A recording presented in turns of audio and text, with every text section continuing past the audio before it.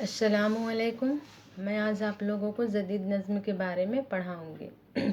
جدید نظم کا آغاز مولانا محمد حسین آزاد سے ہوتی ہے، لیکن نظم نگاری کی ابتدائی نمونوں کی بات کی جائے تو ہمیں گفتگو کے سلسلے کو آگے بڑھاتے ہوئے اردو کے پہلے صاحب دیوان شاعر قلی قطب شاہ سے جوڑنا ہوگا، جنہوں نے ہندوستانی زندگی کی وہ کلیمنیوں مطلب رنگا رنگی کو فنکاری کے ساتھ اپنی شاعری میں پیش کیا ہے۔ غزلوں کے ساتھ ساتھ نظموں میں بھی انہوں نے اپنی زمین، مٹی اور وطن کے مخصوص تہذیب و ثقافت کے مختلف پہلوؤں کو ہنرمندی کے ساتھ اجاگر کیا۔ بعد میں اسی نہج پر اسی طور طریقے پر کامیاب اور عمدہ نظمیں تخلیق کر کے نذیر اکبر آبادی نے اردو شاعری کے سرمایہ میں بیش قیمتی اضافے کیے۔ انہوں نے عوامی زندگی کی خوبیوں اور خامیوں اچھائی اور برائی کو بے کم و کاست اپنی نظموں میں بیان کرنے کی کوشش کی۔ نذیر اکبر آبادی نے بہت سارے موضوعات پر نظم لکھے۔ عید پہ، ہولی پہ، دیوالی پہ، چاہے وہ تہوار ہندو کا ہو چاہے مسلم کا ہو، بہت سارے موضوعات پہ نظمیں کہی ہیں۔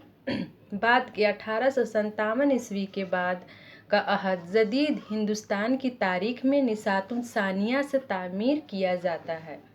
پہلی جنگ آزادی کی ناکامی کا غم اپنی جگہ، لیکن اسی انقلاب نے صحیح معنوں میں ہندوستانیوں خصوصاً مسلمانوں کو اپنی کمتری اور انگریزوں کی برتری کا احساس دلایا، جس کے نتیجے میں نہ صرف سوچنے سمجھنے کا رویہ تبدیل ہوا بلکہ ترقی کی دوڑ میں شامل ہونے کی تحریک بھی ملی۔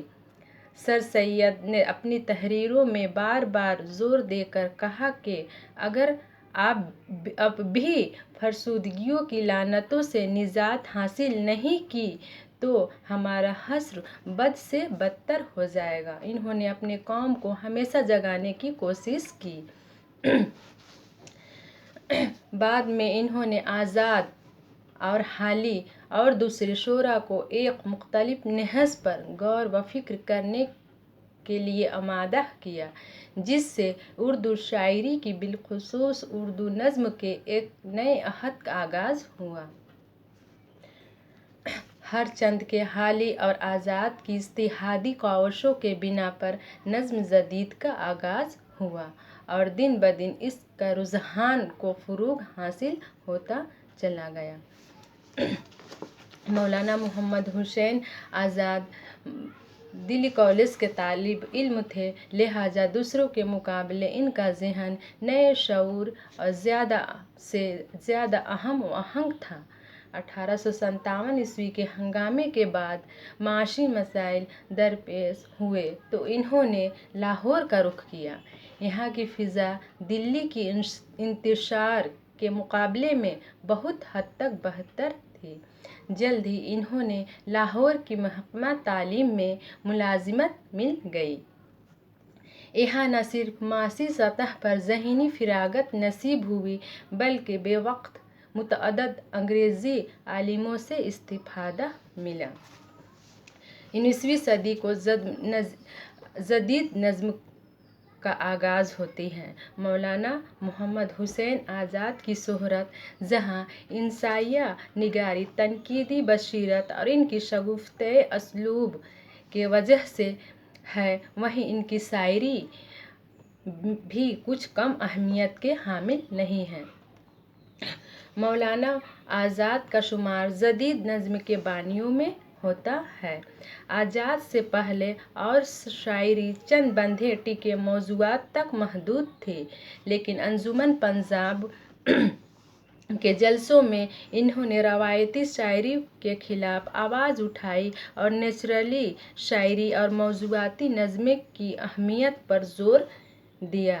انہوں نے مغربی ادبیات اور سے استفادہ کرنے اور اردو کی روایتی شاعری کو بے وقت کی راگنی قرار دے کر اس سے احتراز کرنے کا مشورہ دیا۔ انجمن پنجاب کے تحت مولانا آزاد کی کوششوں کا خاطر خواہ نتیجہ آمدہ ہوا اور نئے ذہن و فکر رکھنے والے شعراء نے قدیم شعری روایات سے انحراف کرتے ہوئے دور جدید کی زندگی کے مسائل، خیالات اور جذبات کا احساسات کی ترجمانی کی، اور انگریزی شعراء کے طرز پر اپنے ارد گرد کے مسائل و موضوعات پر سادہ انداز میں نظمیں لکھ کر اردو شاعری کے دامن کو وسیع کیا۔ اس میں کسی شبہ کا گنجائش نہیں کہ اگر مولانا آزاد نے اردو شاعری کو جدید رجحانات سے آشنا کرنے کی کوشش نہ کی ہوتی تو اردو شاعری نہ جانے کب تک قوم نظموں، اخلاقی نظموں اور نیچرل شاعری سے ناآشنا رہتی۔ مولانا آزاد نے صرف نظریاتی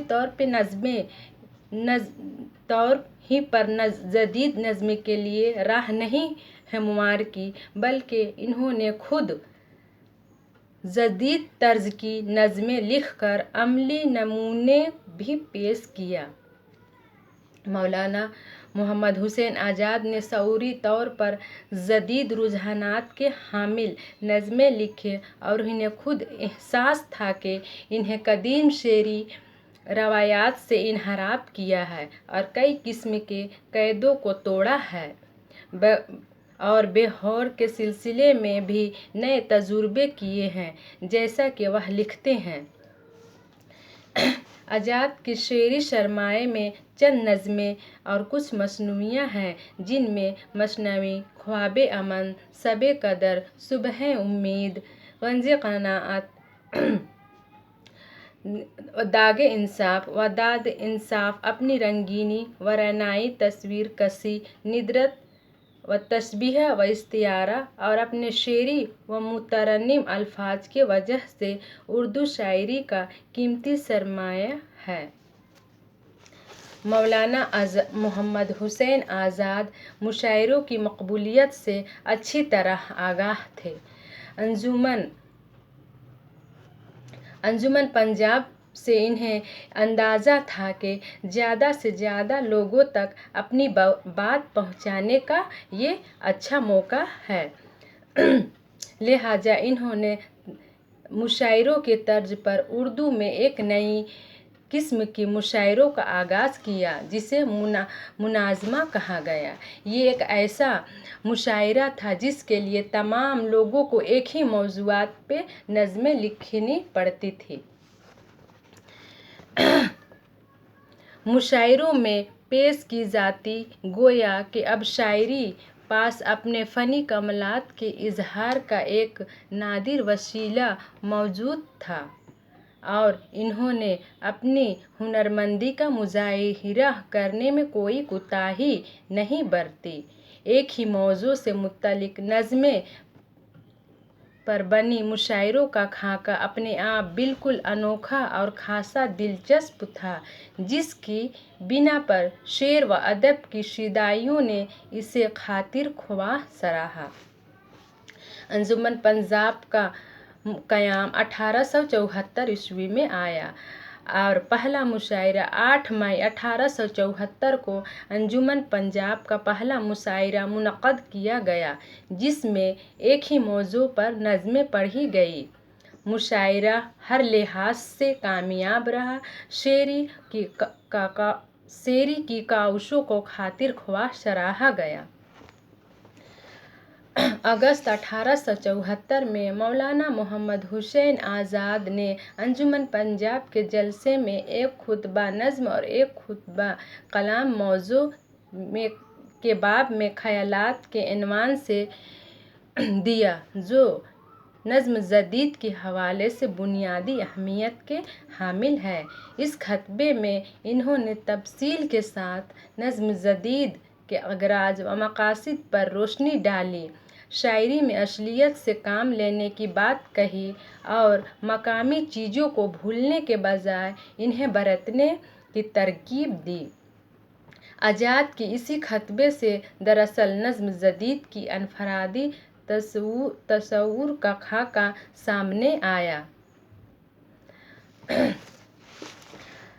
آج کے لیے بس اتنا ہی جدید نظم میں، انشاءاللہ اسی پہ میں آگے آپ لوگوں کو پڑھاؤں گی۔ خدا حافظ۔